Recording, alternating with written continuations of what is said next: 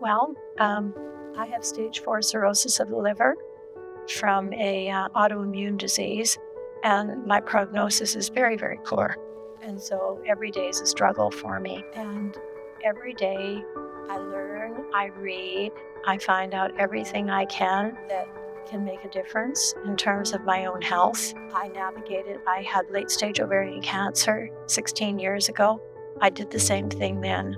So for me, learning is a lifelong journey, and I bring that to everything that I've done. I mean, my prognosis is so poor that, I wasn't supposed to be alive now. It was so poor that February was kind of like, you're lucky if you make it to February of this year. And I'm still here. I think that part of that is my commitment to living, but also my commitment to continue to learn and find ways to make a difference. I'm Donalda Comier, and I've been teaching at the University of Calgary with continuing ed since the mid-'80s. I would say it was more by accident than by design. I was doing a master's degree in continuing education and had met, my professors, and they were teaching courses, and I was pretty bold. And I said, I can teach that course easily for you. And so he took me up on it. And so I started teaching. And then from there, I was introduced to other people who were looking for instructors. And at that point, I was teaching various programs through continuing ed at that point, through the business programs.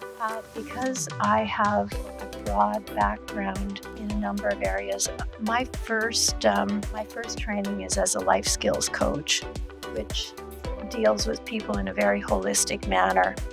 And that meant that I pursued so many different areas in my career.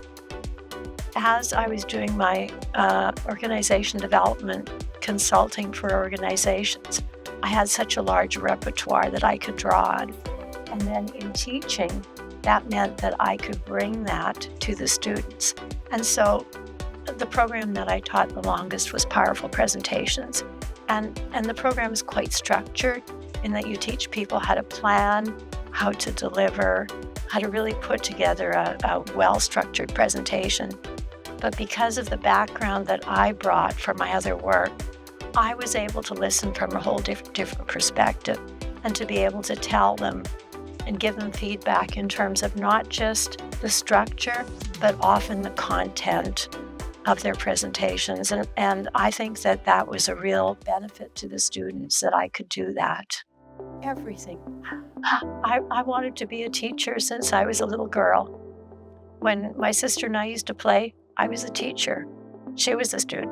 And I love watching the students grow and develop, and I love watching them learn. And what I particularly liked about the work I did at the UC was that the program I taught the longest was so absolutely practical. So from day 1 to day 3, you could see how people had grown. And over the years of teaching, I would have people contact me afterwards and say, I did this or I did that. And I remember one of the most gratifying things that I experienced was a woman who had taken the program, and she was really nervous. And from there, she built her career, and I saw her 5 years later and she was teaching. It was like, those are the kinds of things, or I would have somebody, someone would come to the program from an organization, and the next thing I knew, that person's manager was there. And then a whole bunch of other people from the organization, because that person had gone back and demonstrated what they had learned, and then would influence other people to say, I could learn that too. So for me, that was just wonderful. It's interesting because one of the things that I've given some thought to over the years is that technology has changed dramatically, but unfortunately, the reality is that our human biology has not changed. And so whether we're 65 or whether we're 15, we have the same biology. And the things that the needs that people have at any stage. I mean, I know that there's age-related needs that come to the fore, but those remain constant throughout our lives, and those don't change. But I think that we have, in terms of things like technology in teaching, I see that like the younger people are really comfortable with technology, but badly used technology when I started teaching is now we still have badly used technology, and that hasn't changed. You can have PowerPoint that's as badly used as what the old overhead projectors were. The reliance on that rather than on learning to be there, to be present with people, is one of the things that actually I really worked on in my programs, is to have people see. Let me just tell you one of my lines. I'd say, you are the presentation. Your technology is not the presentation. And as we become more reliant on the technology, I needed to, my role as an instructor was to bring people back to see that their connection, that their ability to influence other people is based on who they are, on them bringing themselves. I would like them to feel excited about the prospect of being able to go out and influence organizations and to see that they have the ability to influence the direction that their organizations are going. And I want them to feel comfortable in learning. And that's not always easy given the work and the program that I taught, is to actually have them feel comfortable. And I did everything I could to help people have that sense of comfort and safety. Interestingly, almost every student impacts me in some way because I'm always tuning myself to them. And then that tuning, then I learn so much from them too in the process. And I can't think of anyone in particular. And there's actually two young men who I can recall. They worked in oil and gas, and they were so uncomfortable with the idea of doing presentations, and they took the program from me, and I really had to do a lot of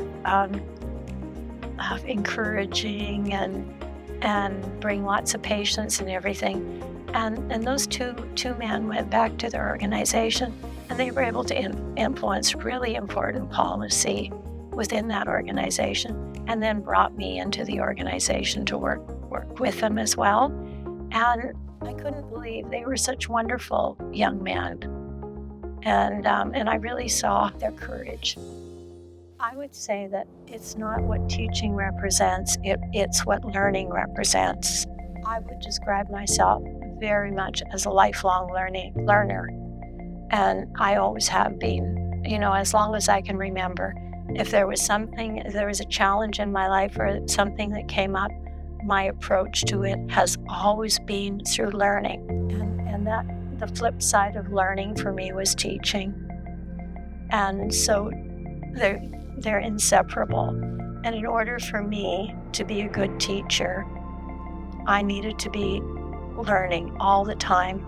And so one of the things that the university is really stressing is innovation, as one of its core values. And it's an interesting thing because, I think, and I'm going to bring this back to the teaching aspect, I quickly learned that innovation for me happens in the moment, and innovation happens within the environment with my students. So when I'm teaching, I'll think, this will work. And I get a picture, and I think, let me try this. And then I try it, and then I watch and I observe. So I'm teaching, but at the same time that I'm teaching, I'm learning, because I need to keep my eye and see what result did I produce there. And if I produced a result that's in line with what we're trying to do, then keep going with that. If not, then shift. So it's that process of learning, teaching.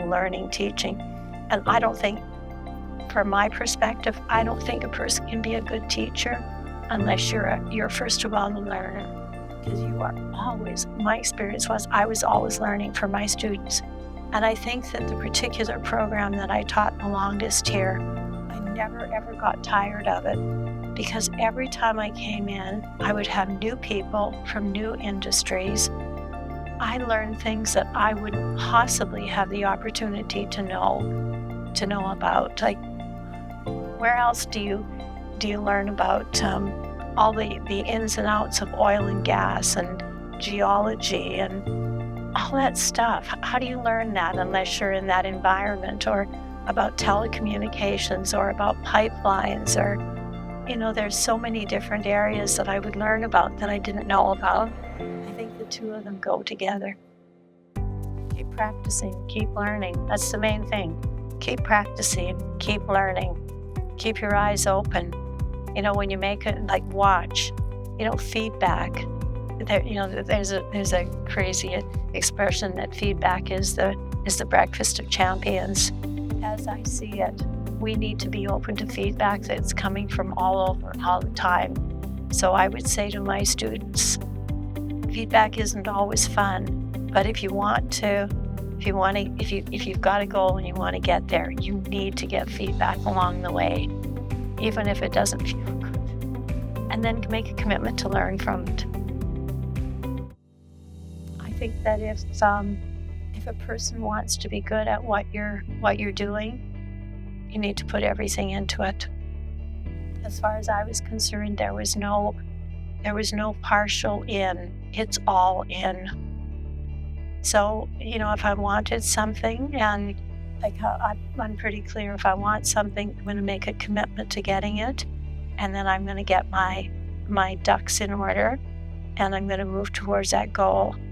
And I would say that's, from where I started, had a pretty successful career, consulted with hundreds of different organizations all over the place, and always bringing that commitment. And I'd say the big commitment I made is a commitment to go in there and really make a difference and really help them move to where they wanted to go. You don't do that in half measures. You need to really, from my perspective, you get yourself in there. And sometimes it doesn't feel good either. But it's worth it.